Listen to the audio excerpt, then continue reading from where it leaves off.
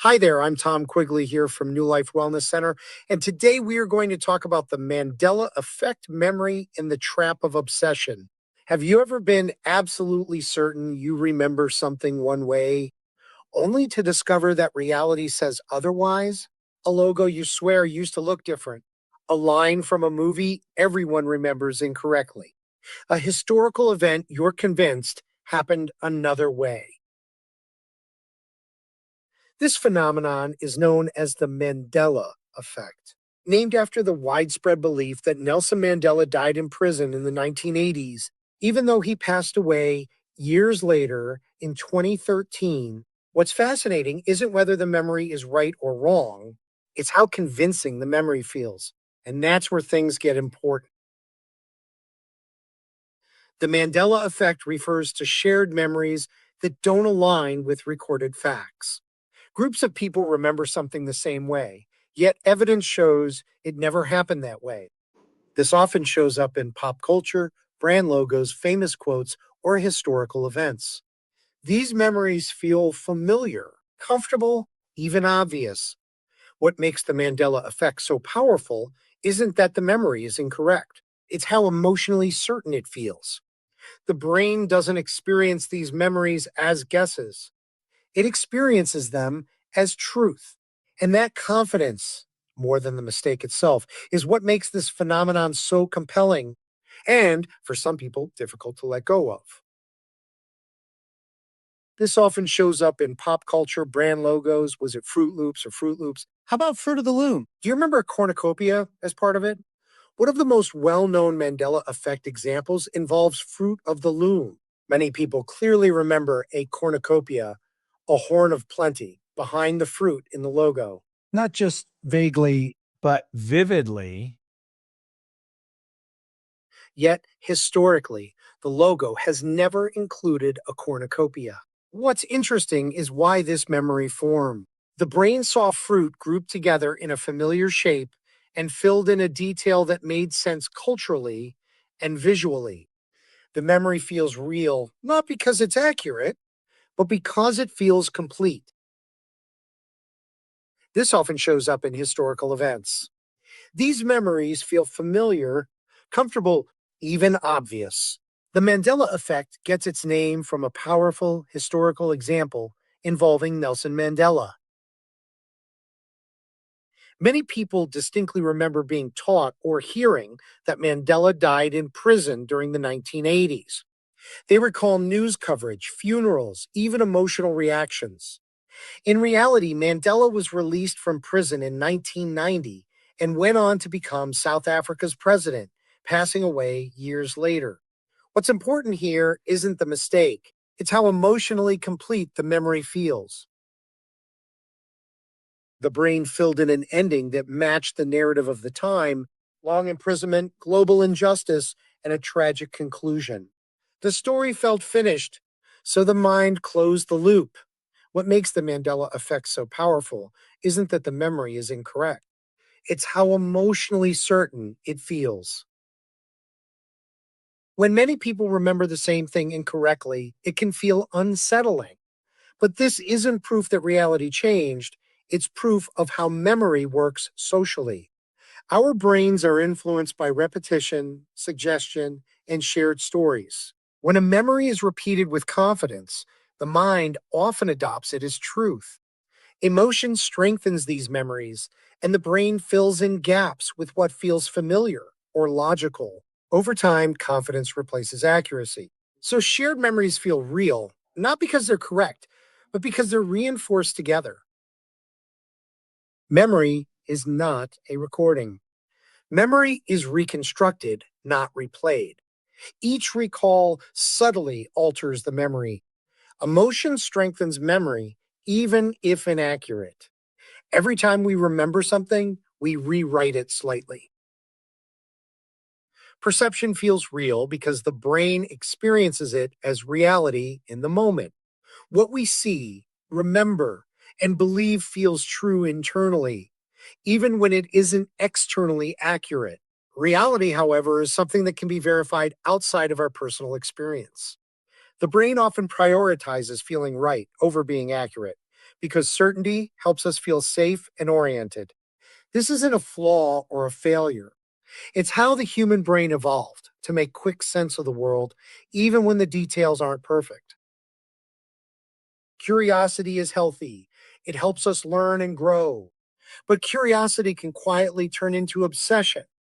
This happens when the mind starts checking and rechecking, when there's a fixation on proving reality is wrong rather than understanding it. Anxiety increases, thoughts begin to loop, and attention drifts away from the present moment. This is the point where exploration stops being helpful. It becomes rumination, a mental pattern that pulls us out of clarity and into distress. The ego plays a powerful role in obsession. It wants to feel special, informed, and certain, especially when reality feels unclear. Believing we have access to a hidden truth can create a sense of control and identity. Uncertainty, on the other hand, can feel uncomfortable or even threatening. So the mind resists ambiguity and searches for certainty wherever it can find it. In these moments, obsession isn't really protecting truth. It's protecting identity, safety, and the need to feel right. So the mind resists ambiguity and searches for certainty wherever it can find it. The mind wants to feel special, certain, and in control. The Mandela effect can hook the ego because it challenges authority and shared reality. In these moments, obsession isn't really protecting truth, it's protecting identity, safety, and the need to feel right. Obsession comes with a cost.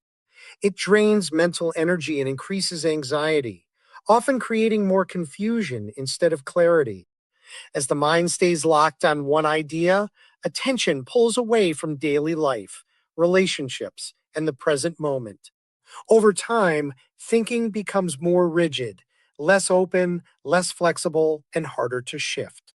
The certainty obsession promises rarely delivers peace, and the cost is almost always higher than the relief we're chasing.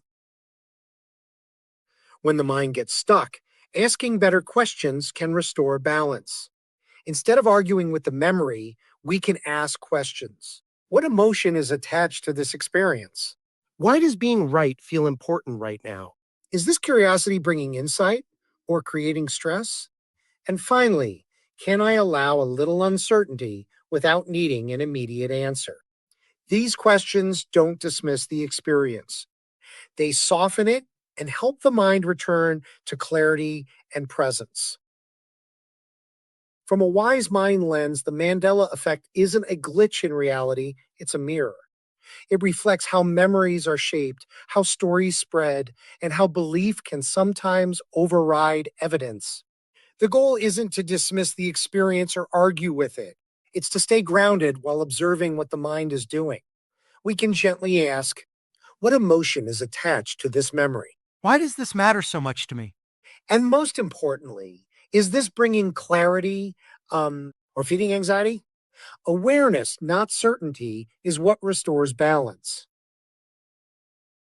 A wise mind perspective invites balance. It allows curiosity without attachment to being right. We accept that memory is imperfect and that uncertainty doesn't mean something is wrong. By staying grounded in the present moment, we create space between thought and reaction. Instead of chasing every idea the mind produces, we observe it with awareness. Wise mind lives between emotion and logic, helping us stay curious, centered, and connected to what's real right now. The solution isn't to shut down curiosity, it's to let it expand without trapping you. Curiosity becomes healthy when it opens the mind, not when it tightens it. Memory doesn't need to be perfect to be meaningful, and uncertainty doesn't need to be solved to be tolerated. When we loosen our grip on needing absolute answers, we regain presence, flexibility, and peace. Curiosity is meant to explore, not to imprison the mind. The Mandela effect is not proof that reality is broken. It's proof that the human mind is powerful.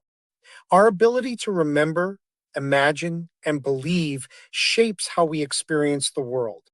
And that power deserves care, not judgment. It deserves humility because memory isn't perfect. And it deserves balance so curiosity doesn't turn into distress. When we approach the mind with awareness and compassion, we don't lose truth, we gain clarity. Thank you for taking the time to watch. I'm Tom Quigley, and in my experience, becoming more aware is the key to any real transformation. These short clips are meant to gently explain some of the things that can hold us back, especially the way memories, beliefs, and old narratives shape our perspective. When we become aware of how memory works, we create space to see differently, think more clearly, and respond with intention.